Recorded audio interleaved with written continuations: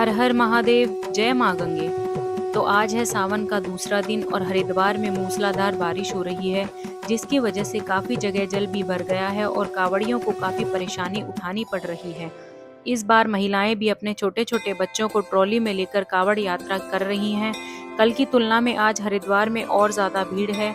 हर की पौड़ी पे पैर रखने की भी जगह नहीं है। बारिश की वजह से बहुत तरह की दिक्कतें हो रही हैं, लेकिन भोले बाबा के भक्तों में पूरा उत्साह है।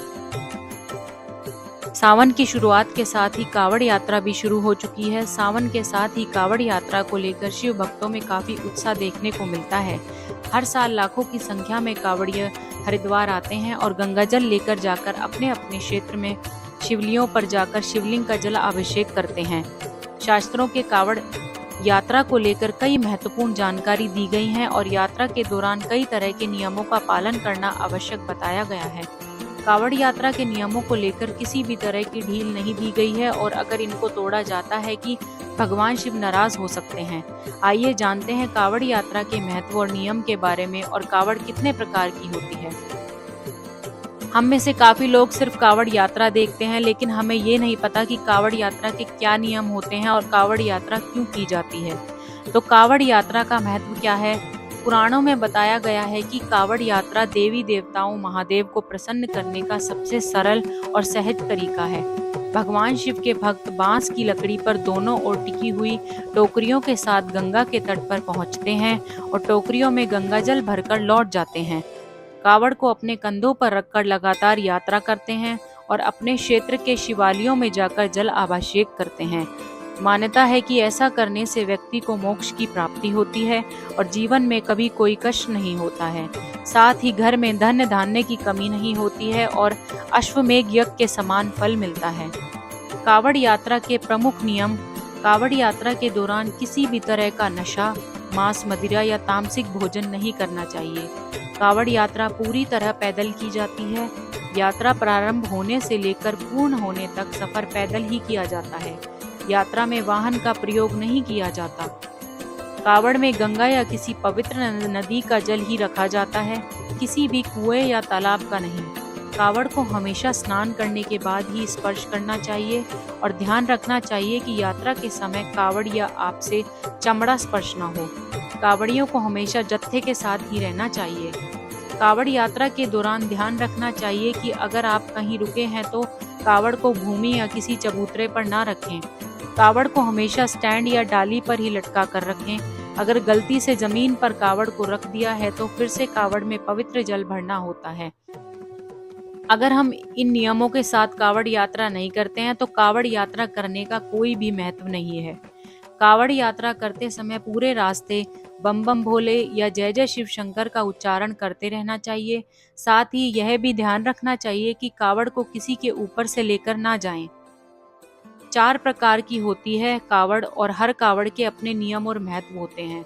इनमें है सामान्य कावड़, डाक कावड़, खड़ी कावड़ और दांडी कावड़।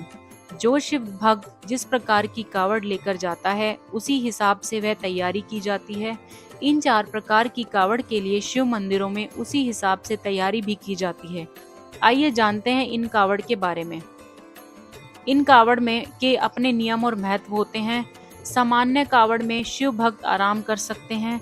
कावड़ियों के लिए ज्यादातर जगहों पर पंडाल लगे होते हैं, वहां अपनी कावड़ रखकर आराम कर सकते हैं। डाक कावड़ यात्रा के दौरान डाक कावड़िए बिना रुके लगातार चलते रहते हैं। जहां से गंगाजल भरा हो और जहां जलाभिषेक करना हो वहां तक उनको लगातार चलते रहना होता है। मंदिरों में डाक कावड़ियों को लेकर अलग से इंतजाम भी किए जाते हैं ताकि जब कोई डाक कावड़िया आए तब वह बिना रुके शिवलिंग तक पहुंच सके। खड़ी कावड़ के दौरान कावड़ियों की मदद के लिए कोई ना कोई होता है।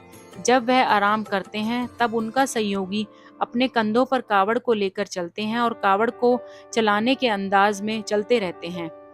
दांडी कावड़ सबसे मुश्किल होती है और इस यात्रा को करने में कम से कम 1 महीने का समय लगता है। दांडी कावड़ के कावड़िए गंगा तट से लेकर शिव धाम तक दंडोती देते हुए परिक्रमा करते हैं। यह लेट लेट कर यात्रा को पूरा करते हैं। दांडी कावड़ सबसे कठिन और मुश्किल कावड़ होती है क्योंकि इसमें समय बहुत ज्यादा लगता है। तो चलिए आइए जानते हैं कि शुभ कावड़ यात्रा कैसे शुरू हुई और कौन थे पहले कावड़िए। तो कावड़ यात्रा को लेकर पहली मान्यता है कि भगवान परशुराम ने सबसे पहले कावड़ यात्रा की शुरुआत की थी। परशुराम गढ़ मुक्तेश्वर धाम से गंगा जल लेकर आए थे और यूपी के बागपत के पास स्थित पूरा महादेव का गंगा जल से अभिषेक किया था। उस समय सावन मास ही चल रहा था। इसी के बाद से कावड़ यात्रा की शुरुआत हुई। आज भी इस परंपरा का पालन किया जा रहा है। लाखों भक्त गढ़ मुक्तेश्वर धाम से गंगा जल लेकर जाते हैं और पूरा महादेव पर जल अर्पित करते हैं। कावड़ यात्रा को लेकर दूसरी मान्यता यह है कि आनंद रामायण में इस बात का उल्लेख मिलता है कि भगवान राम पहले कावड़िए थे। भगवान राम ने बिहार के सुल्तानगंज से गंगाजल भरकर देवघर स्थित बैद्यनाथ ज्योतिर्लिंग का अभिषेक किया था। उस समय सावन मास चल रहा था। कावड़ यात्रा को लेकर तीसरी मान्यता यह है कि प्राचीन ग्रंथों में रावण को पहला कावड़िया बताया गया है। समुद्र मंथन के दौरान जब भगवान शिव ने हलाहल विष का पान किया था, तब भगवान शिव का कंठ नीला हो गया था और वे तभी से नीलकंठ कहलाए थे। लेकिन हलाहल विष के पान करने के बाद नकारात्मक शक्तियों ने भगवान नीलकंठ को घेर लिया था।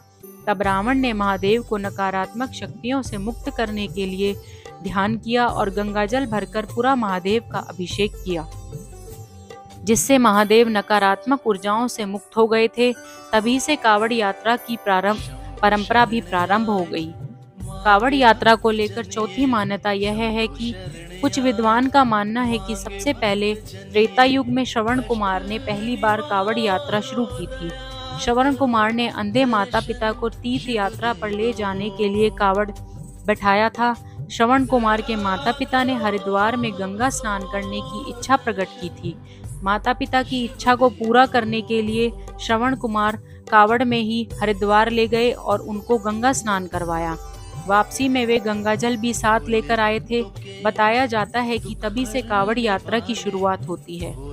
कावड़ यात्रा को लेकर पांचवी मान्यताओं में बताया गया है कि समुद्र मंथन के दौरान जब महादेव ने हलाहल विष का पान कर लिया था, तब विष के प्रभावों को दूर करने के लिए भगवान शिव पर पवित्र नदियों का जल चढ़ाया गया था, ताकि विष के प्रभाव को जल्दी से जल्दी कम किया जा सके।